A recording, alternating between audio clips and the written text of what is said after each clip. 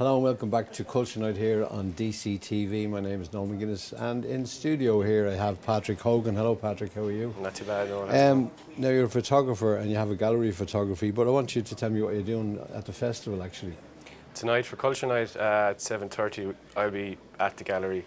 If we can get enough people together at the one time, we'll be doing a tour. I'll just talk through the pictures and do a walk around for half an hour.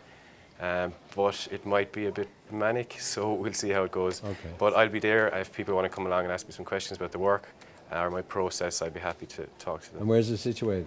It's Meeting House Square here at Temple Bar. Okay. So it's called the Gallery of Photography. And I suppose I should I should have congratulated you first because you won the Photography Artist Award in 2011. Can you tell me about that? Yeah, that was about a year and a half ago.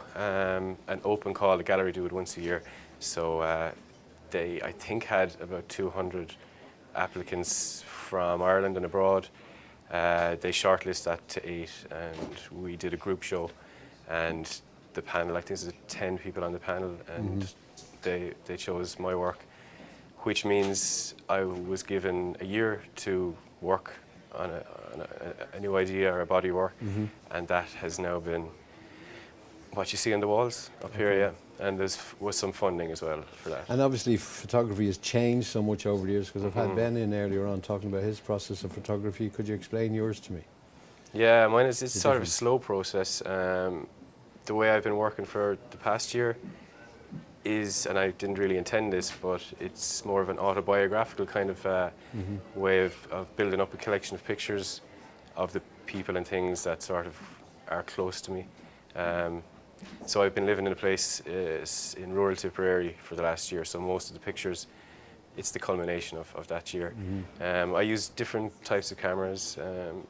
I use an old large format view camera, mostly for portraits, and I also still use digital camera, and in the end even the old film ends up in digital format. So very slow process, yeah, especially with the large format stuff. Yeah, you were talking, it was just, I actually made a joke when Ben finished with us about the old-fashioned explosion when you took the picture. Yeah. But without the explosions, you still use the old-fashioned where you have the cover over your head. Yeah. So explain that. It's, I think when I started using it this year, it's such a different approach to what I feel has become a very fleeting kind of throwaway thing. Digital photography, they're so disposable and so instant, they start to lose their kind of importance a bit the more you use digital photography. And so when I started using this camera, it sometimes takes an hour to set up the camera and get it level and focused. So all the time, if you're doing a portrait, you will obviously need to explain this to the person beforehand, because it's going to require their cooperation and their patience. And in the end, I think you're left with a kind of, people kind of go into a trance almost sometimes, that they're sitting for so long. And the mood of the picture in the end is something that I think it's very difficult to achieve with any other type of camera. There's something really beautiful about looking through the ground glass as well at the back of the camera. It's almost like a painting. It's so big, and it's reversed. So it's nice process. I have a funny sense of humour, because I'm thinking family portrait, but I'm trying to say you could not keep kids quiet for 2 hours. No. Yeah. So actually, I did a picture of my niece that's in the show.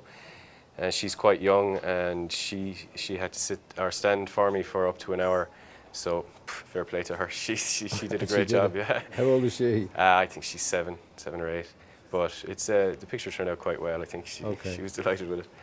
Yeah. So people can commission you to do photographs like that? That's part of your work? For the last year, I do some commercial work, but I've put it away on the back. I did work full-time as a commercial photographer in the past, but I've tried to allow enough time, as much time as I could in the last year, to focus on the art side of things, which I suppose is different to the commercial work, in that it's just a personal kind of thing, a personal exploration of something, without any real commercial motive, at the end.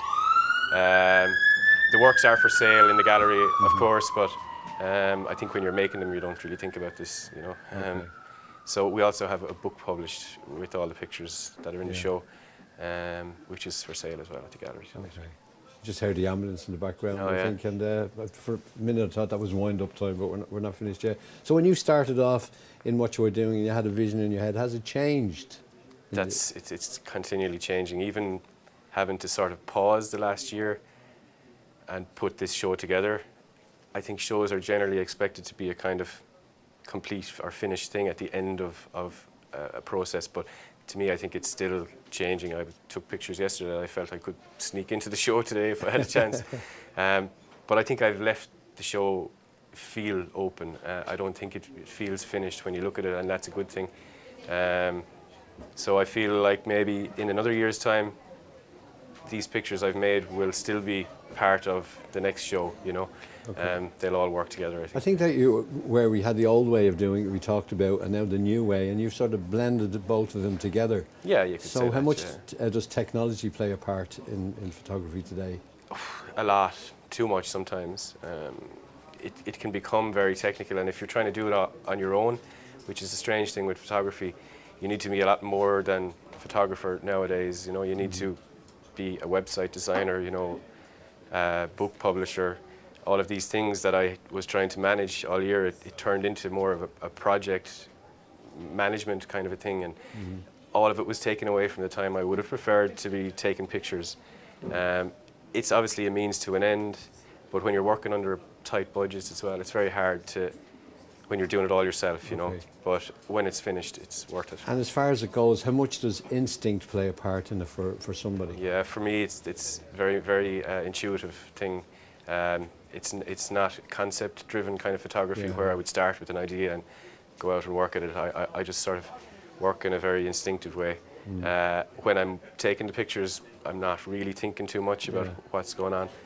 Afterwards, the thinking comes when I'm looking at thousands of pictures that I've taken. I think that's what you meant when you said you saw pictures in the exhibition. You can see yourself, you're criticising yourself and how you can change them all. Yeah, You know? So that's you're constantly doing that, are you? Yeah, it's constantly evolving all the time. Yeah, okay, well tell me again, it's 7:30 tonight, give us all the details. Yeah, 7:30 tonight, Gallery Photography, Meeting House Square in Temple Bar, and I'll be there to talk about my pictures if anyone feels like popping in.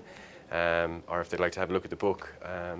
So I think if people are interested in photography or photography that works towards a kind of self-expression or autobiographical element, then they might be interested in this work. And Okay, that's Patrick Hogan, the photographer in the Gallery of Photography, and thank you very much.